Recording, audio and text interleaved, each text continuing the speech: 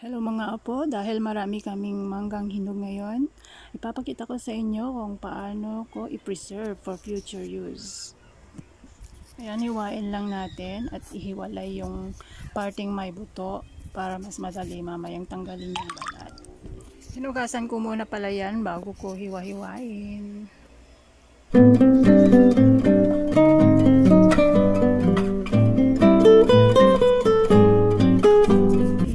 Pagkatapos kong hiwa-hiwain, ngayon gagamit naman ako ng baso para ihiwalay yung laman sa balat.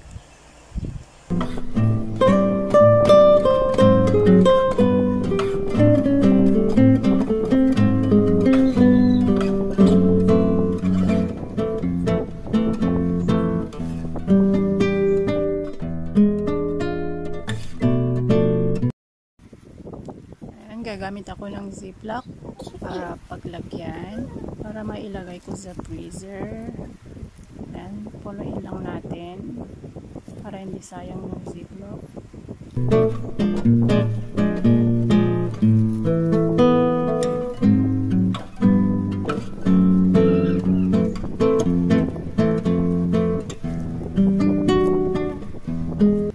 Ayan, may magagamit na tayong mangga kahit hindi mango season. Thanks for watching mga apo. Please like and subscribe.